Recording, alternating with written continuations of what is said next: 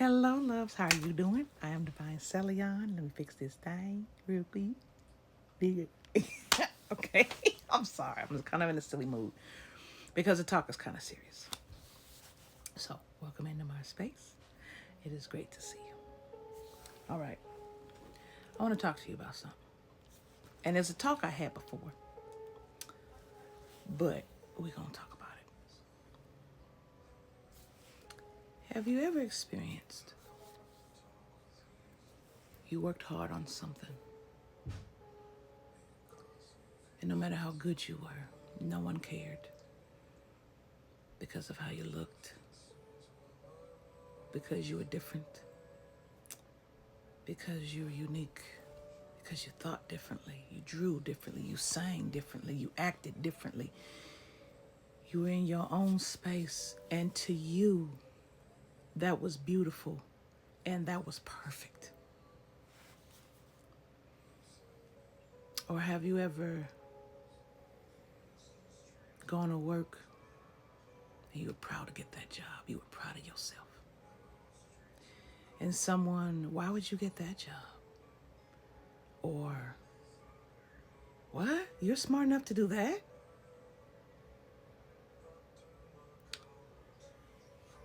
Or you were a child where nothing was good enough for the parent you had because they needed you to be a prize, not a child.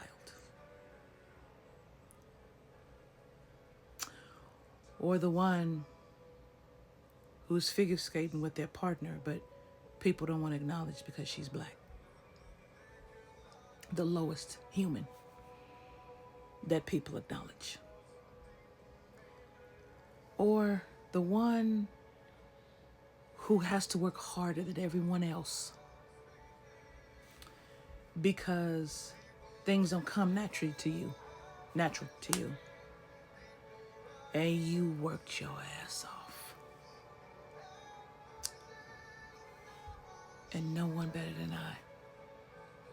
And it was an accomplishment for you because that was not your strong suit, and you did it.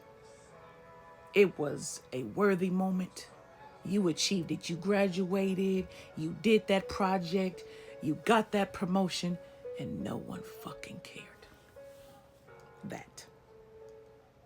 Sound familiar? That sound familiar? Or someone preaching God, but the very religions lie against you because you're not preaching what they preach. You refuse to push the religion. You refuse to push the lie in the narrative. So then they call you blasphemer. They call you liar. When that very religion don't keep its church open 24 hours. They feed the poor only on certain days. They don't welcome them in.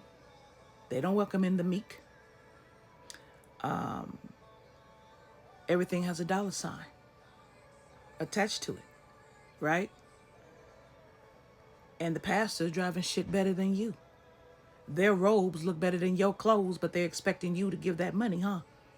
See, I noticed it hasn't changed from the Pharisees' times at all. I don't give a fuck what race it is. Hasn't changed, has it? They still go after those who do the simple thing they were told to do. Love my people. Love people. But why would you say that, Divine? Let me explain. Because a lot of times we don't see. We walk, we experience the very things we give other people. Hence why I use the lens of compassion. But it's more so people are afraid of other people's freedom. People are jealous of what other people have when that's not meant for you to have. People get mad because God would deem others to have, and they have what you want, but you're not allowed to have it yet or at all because it's not for you, and that's not good enough for you. People hate people because they're free. They're free and they're them. Let me explain. You know, when you have colorism in race, let's take blacks for a minute, an instant. And yeah, we don't like the loud ones. We don't want like the ones that's running around and acting a fool and half naked and hair look this way, but they're free. Those are people, right? We tell them, you acted a fool. Stop making us look bad. But then on the flip side, they're free. They're free to express their ratchetness and their ghetto-ness and their opinions and be loud and be obnoxious and wear them fucked up looking clothes and stuff like that. But they're free. Now look at the people who don't like them. Never mind the fact how they're acting. Look at the people who don't like them. Closed. Not sexually free at all. Don't even recognize their own strength. Controlled at home or at work. Don't know how to be authentic. Don't know how not to follow the crowd so they're not looked down upon. Do you get what I'm saying? So I can kind of understand why pastors and preachers would be that way, because they're leading a flock with very refined rules. But the rules that they're putting on themselves. And if you're saying, well, Divine, that comes from a book, you decide to put those rules on you. I don't have the fear of salvation. So I don't move that way. I don't move by what God wants to see through me and in me. I move by what I want to see from myself. Because I hold myself in high esteem and very high standards. Now, my life may not look like that. It don't have to for you. It has to look that way for me.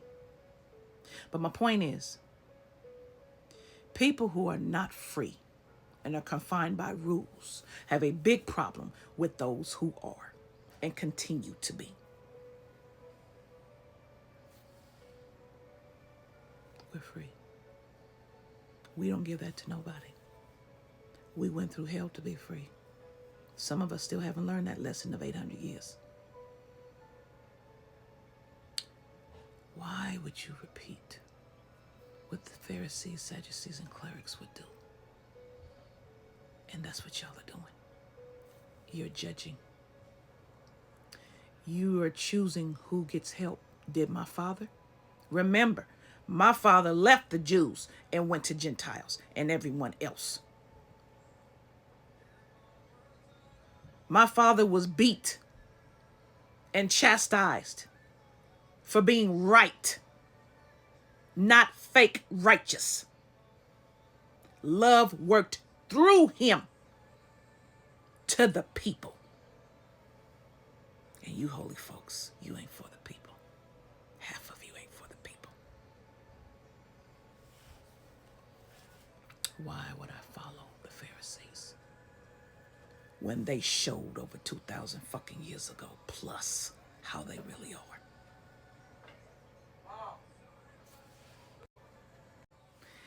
And that's funny. When he said that, I thought about manna and the manna flow. Because we give others to eat the word.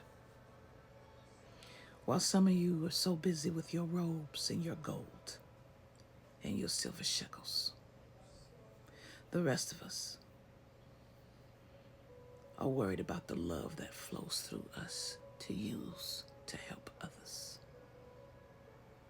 We accrue more than your fucking pocket in abundance and measure. There's your message.